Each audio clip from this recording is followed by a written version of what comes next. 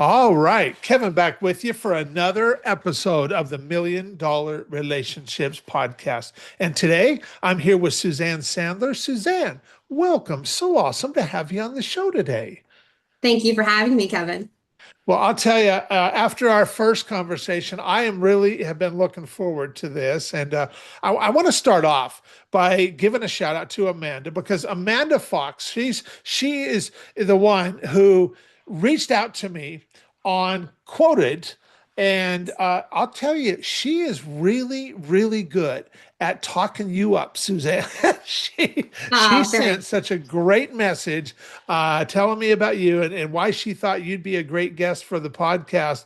And after reading what she wrote, I'm like, heck yeah, I want to talk with Suzanne. And so, Amanda, if you happen to be listening to this, thank you so much for just connecting us. Yeah, So, thank you. Thank you, Amanda. I really appreciate the introduction, and I'm really looking forward to this conversation. yeah, same. So what we'll do is, I'm just going to start off by asking a real simple question. Well, it's a really simple one for me to ask, might be a little bit more lengthy for you to Sure. answer. So, Sounds but great. what do you do, Suzanne, and who do you guys serve?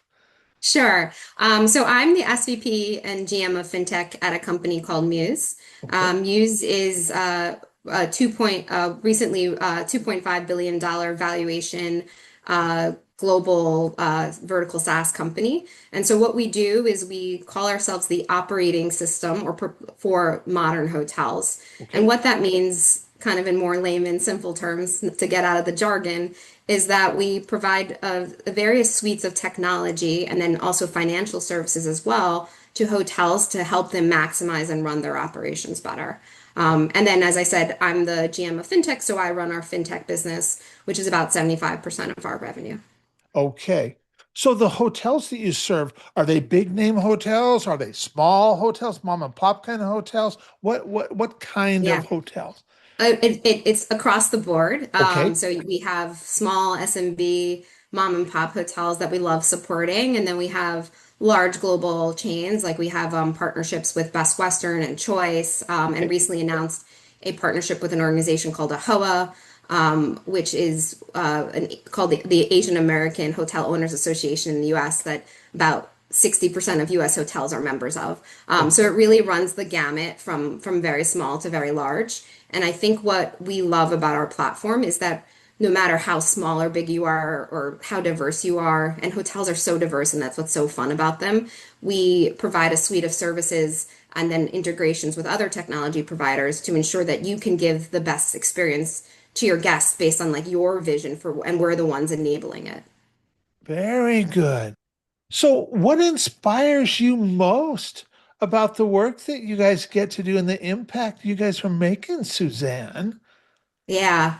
It's not hard, right, when you're trying to convince people to work at the company or to work in travel because it's such a human experience to Yeah. travel and to experience the world. And oftentimes, if you ask people what, go look back in the last year, what are some of your most memorable experiences that you had? A lot of people will answer like some kind of family trip or some trip they did with their friends or something like that. Yeah. Because through travel, we have some of our most meaningful experiences. We find ourselves, we expose ourselves to different cultures, we get a chance to relax, right? So, helping hotels provide those experiences to their guests, and we often are also trying to always enhance the experience they can provide and really take away the manual work they have to do or all the kind of things that are not fun and that actually let them focus on providing this amazing guest experience means that we know that we're providing these incredible experiences around the world with to all the different guests of our hotel. So it's really inspirational to be able to do that for so many people and create those meaningful experiences for them. Yeah.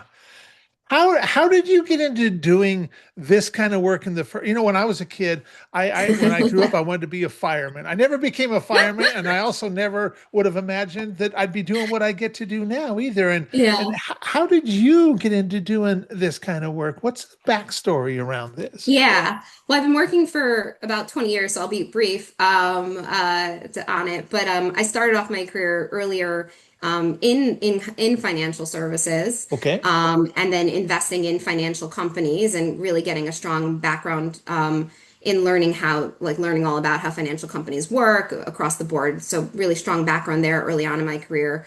And then I also, out of my undergraduate college, won our business plan competition and was able to also start my own tech startup in New York at a time when really there wasn't a large tech ecosystem in New York. So I would say kind of this love of financial services and this love of tech over the course of my 20 years in my career, without going into too much detail, have driven a lot of my decisions either to be doing things that touch financial services or that touch technology.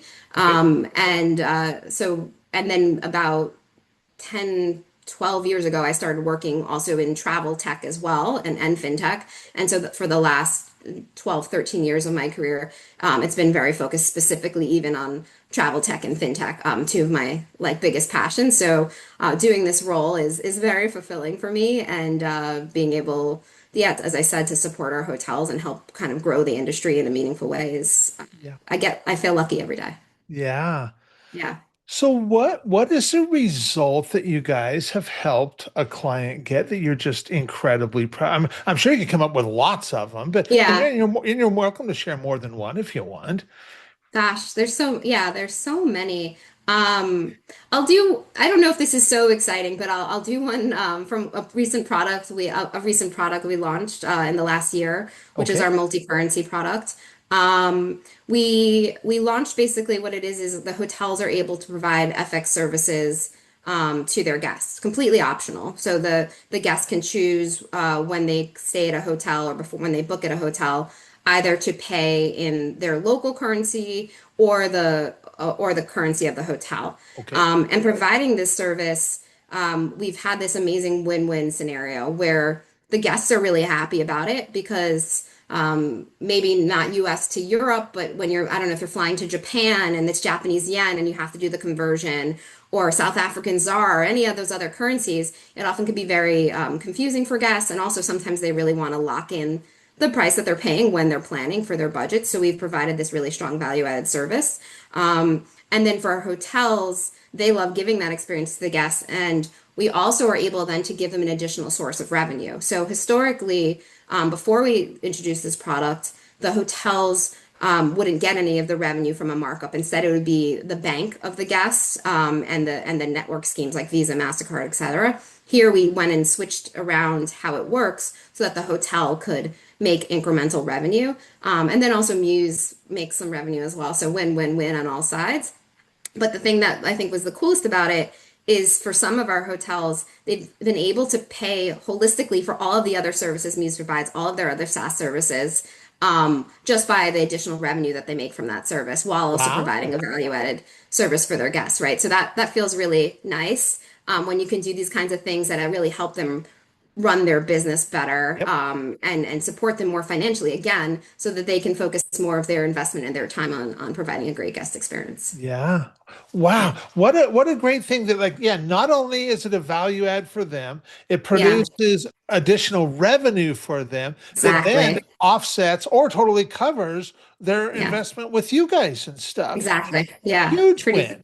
yeah, huge win. So that was a really exciting one for us. Yeah, absolutely. Yeah. That's awesome. Is there anything else you want to share? I want to make sure if there was other things you wanted to share, we give you Oh, opportunity.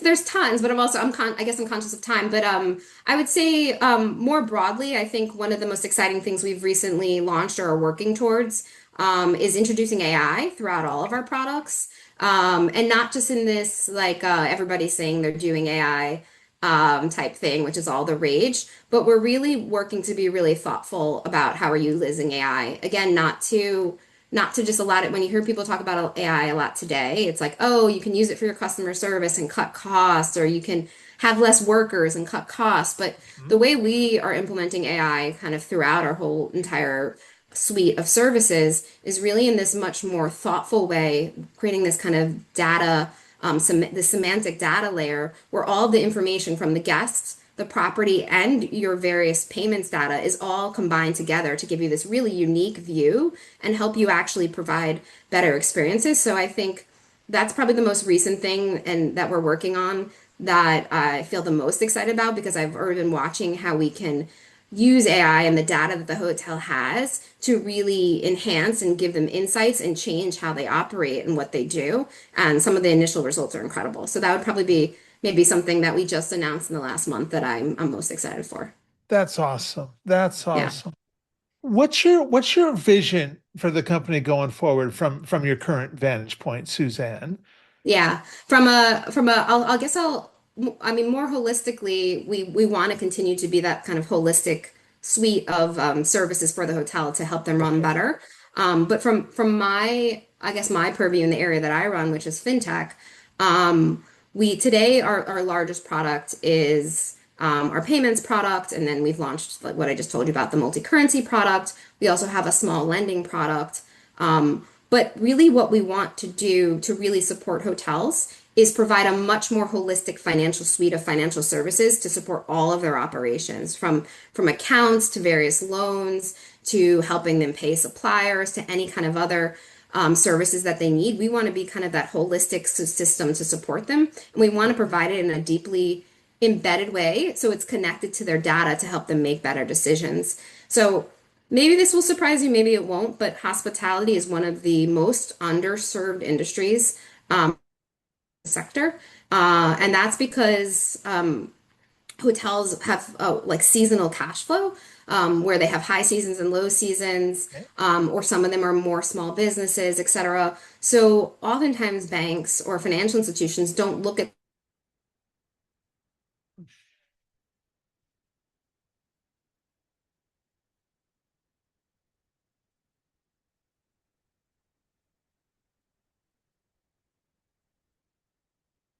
because the banks can't really understand them. Well, we actually have all of their data. We have all of their bookings, and we also have a product called the RMS, the Revenue Management System. So we have all of their future bookings, and then we're actually helping with that AI that I just talked about, actually help them optimize and run their business better. So we have this full Okay. holistic picture of exactly how they're doing, and so we can actually provide financial services that are much more attuned to the exact needs that they have Okay. and underwrite them in a much easier way because we actually understand the risk and we know about their future business, whereas a bank is probably looking at just old historic financial statements Yeah. and really can't understand that. Does that help Yeah. make sense? Yeah. Absolutely. Yeah. Absolutely. Yeah. Wow. Sorry, I get a little excited. I I can see why. I can see why. That is fantastic. Yeah. Well, Yeah.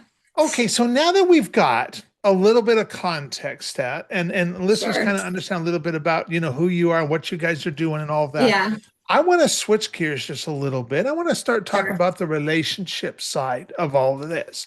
So, have you ever been introduced to a person or persons who completely changed the course of your life or your business, so much so that much of what you have today would not be possible if not for this person or persons? And I'm just really excited to hear your story and your experience around this topic of relationships, Suzanne. Amazing. And I'm really excited to talk about it. It gives me great joy. I have two, if that's Okay. okay. So the first is a guy named Amas Fakahani. When I was introduced to him, when I met him, he was the CFO of Merrill Lynch pre-financial crisis. Okay. And I got the fortunate experience to intern and work for him during college. Kind of a crazy story to when I definitely sometimes when I tell people this, they go, "What? How did that happen?" So I'll tell you. So I went undergrad to a school called NYU Stern. And I got a scholarship and I was in a scholars program. And as part of that scholars program, some of the best top internship opportunities that came to the college went to the scholars group. And Okay. so I remember seeing this message for this opportunity. And I remember thinking to myself, well, there's no way this is the actual CFO of Merrill Lynch, the major global like investment bank, right? This must be the CFO of a business or division or something. And I was like, but even then, that's a great, like I was a sophomore in college. That's fantastic. Like, let me apply for this. So I applied for it, and I get called for an interview, and it is actually, in fact, the CFO of Merrill Lynch, which in and of itself blew my mind as, someone who Yeah. is studying an undergraduate business school of finance and accounting, and here it is, this person. And I remember thinking to myself, either the worst case scenario that happens right now is I get to meet this incredibly senior, impressive person. And the best case scenario is I get to work for him. So I really have nothing to lose. So I remember walking into that interview and just kind of giving it my all Uh-huh. because what did I have to lose, right? And I got the job. And so it was this short-term opportunity to work for him. He had just become CFO of Merrill Lynch, and he needed someone to come in late at night, 5 days a week. Perfect for a college student who's going to classes during the day and just support him in various initiatives. What was supposed to be a temporary role became a very long-term role throughout college with increased hours and increased pay. We really started to get along. He started to give me more responsibility, and so I worked for him for like well over 2 years, and until kind of it came time for me to do more official internships, right? To get a job for full time post college. But those, of course, also ended up being at Merrill Lynch with his support. And I ended up post college working at Merrill Lynch because of like his great support. But it was Wow. such an incredible experience. Happy to tell you more about it or what I learned, or I'm not sure what Yeah. you'd love to hear. Yeah, Yeah, I'd love to hear more details about, yeah, what did you learn along the way, and then how yeah. did that play into your post-college? Yeah, sounds perfect. I think the first thing is when you're in college, you're trying to find yourself, right? So finding those people who believe in you and see potential in you, I would say is so important. Like Yeah. finding your people, and just that in and of itself gave me a great deal of confidence that someone of this stature, but it doesn't even have to be someone of that stature, right? If you're thinking about it, like just that you find people that believe in you and they see your potential and they help you see where you want to go. So that in of itself was like a huge part of it. But particularly for him, I'd say a couple things. First, resilience and managing through high pressure environments. There was no really low pressure environment when you're working for him, right? Even when Okay. someone's coming into the office, it's probably the head of a major company or the head of a country or Mhm. something of that nature. There's is a major global investment bank with huge amounts of like financial flows going through it. So there's lots of high pressure stakes, and there's nothing like kind of being under that pressure and learning to work through it and create some resilience and kind of see through it and remain calm in the state of that to really support you. And oh, did it support me over the last 20 years in terms of various environments or situations that I was in. And people often do say that I'm able to maintain a lot of composure. And I think I owe a lot of that kind of to that early training and experience. Yeah. Yeah. I think a second one is Moss was like very precise. You had to know your numbers. He held you very accountable for whatever he gave you. You couldn't, he didn't accept too much like failure or mistakes, which on one hand can sound a little extreme, but on the other hand, I think really taught me how to have accountability for my work. And one of the Okay. things that I often get complimented as a leader today is like I hold myself incredibly accountable. So if I'm owning a project or running a piece of business or any KPI, I live it, I breathe it, I own it. It's my KPI to ensure, or my OKR to ensure is successful. And I think kind of his like fostering of how important it is to have that accountability towards everything you do and that passion towards everything you do was really important. And then I'll pick a little less of a businessy one that I can just so distinctly think of. I think of him and I think of this, which is that you need to treat all humans and people with respect. Um, Mhm. and whether it was someone like cleaning his office to, Yep. again, a head of a company or country, I watched him treat everyone with so much respect and so much appreciation, Yeah.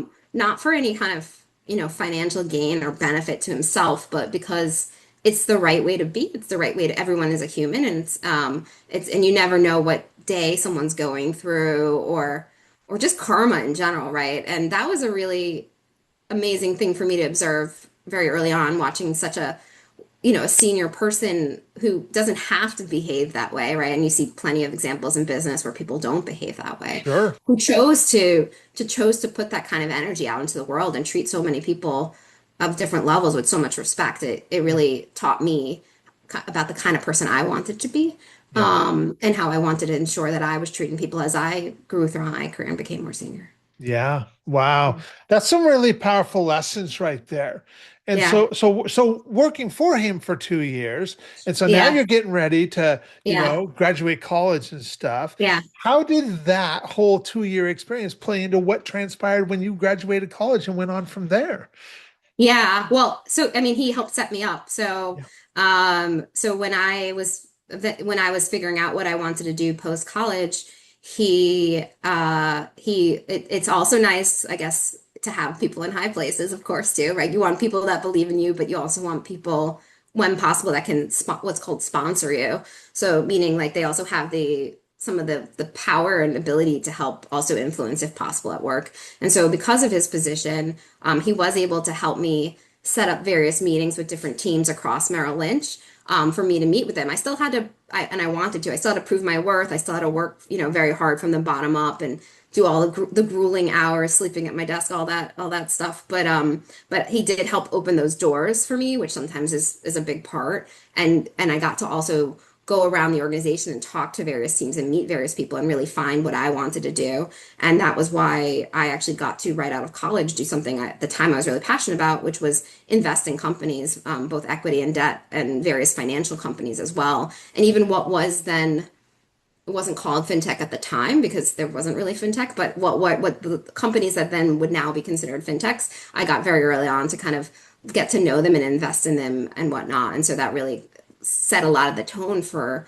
a lot of what drove my future growth going forward Yeah. over the next 20 plus years. Yeah. Yeah. And you're so right because, all this stuff that you've been talking about, the lessons that you learned from him and just treating people the way we would want to be treated,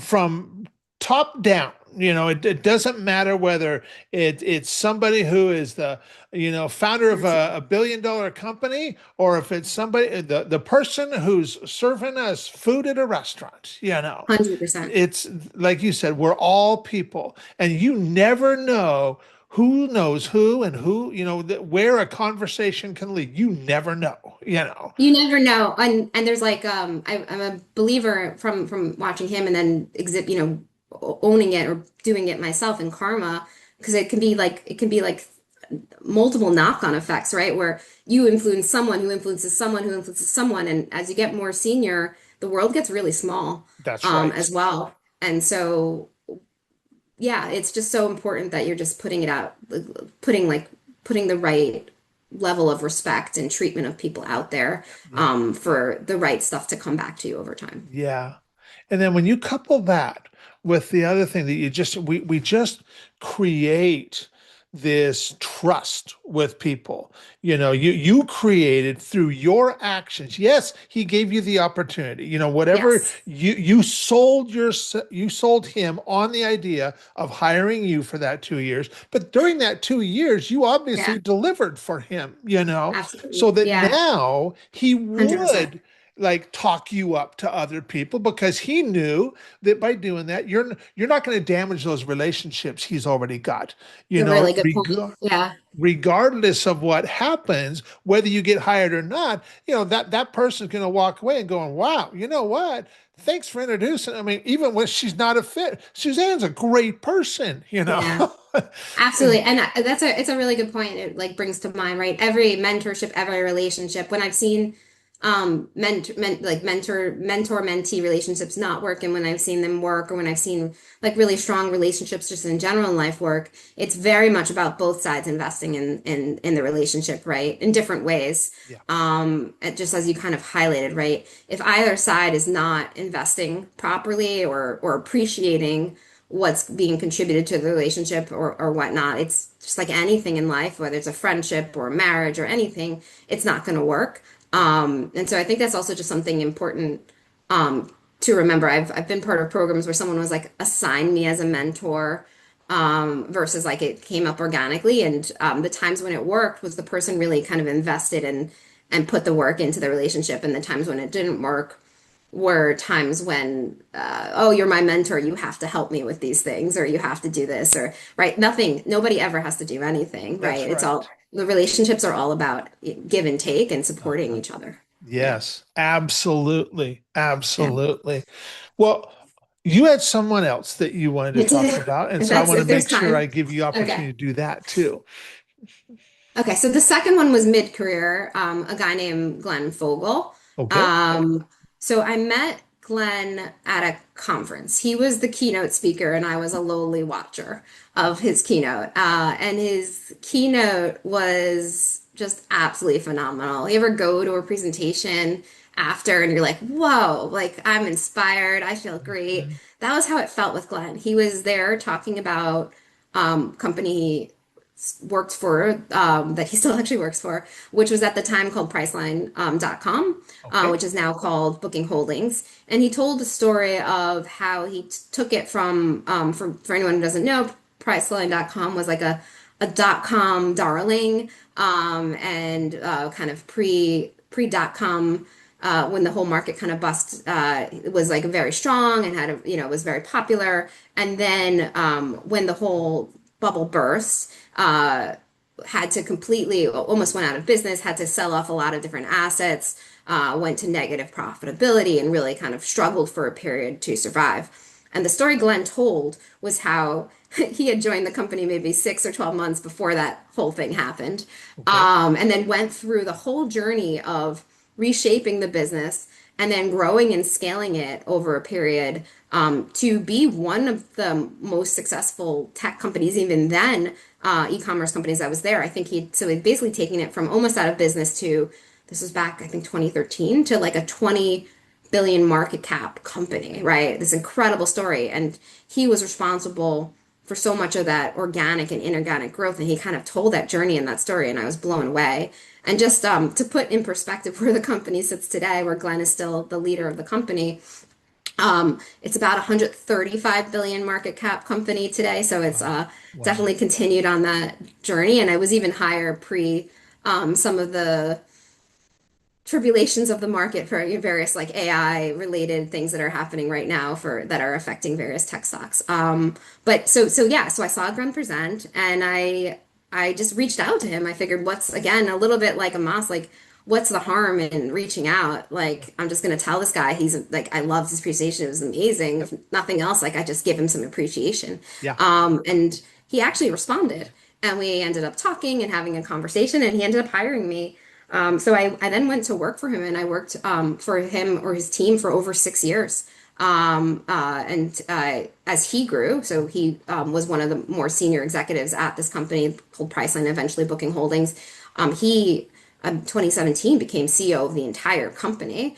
Wow. And because I had worked so hard with him and for him on so many various projects and initiatives and efforts, he ended up also kind of taking me even more under his wing to, again, win-win, right? To support him as he became CEO. So I got a front row seat watching as he became CEO of this major global public company, all the things that he got to learn, and in supporting him and getting given lots of given some of the most major projects and initiatives that were most critical for the business to succeed. I learned so much myself, but also watching him, I learned so much about what it is to be a leader again. So also, yeah, I think it's just like such an incredible experience. And I'm very thankful to Glenn as well for, I guess, similar to Ramas, now that I'm thinking about it, like seeing the potential in me and investing in me, and for those 6+ years, really, yeah, like helping me grow. And the only reason I actually even left after those 6 years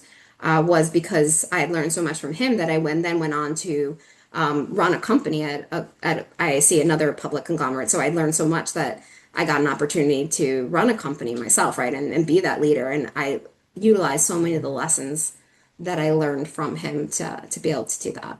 Yeah. Um, yeah. Wow. Wow. So what year was it that you met him, Suzanne? Was it What 2013, 2013. 2013? Okay. Yeah, Okay. So that's yeah. been 13 years ago Yeah, it's now. already been 13 years. It's been a while. And Yeah, you know, absolutely. you Yeah. you brought up something so important, that Yeah. you just reached out to him, he and connected with him and just were actively showing appreciation for him.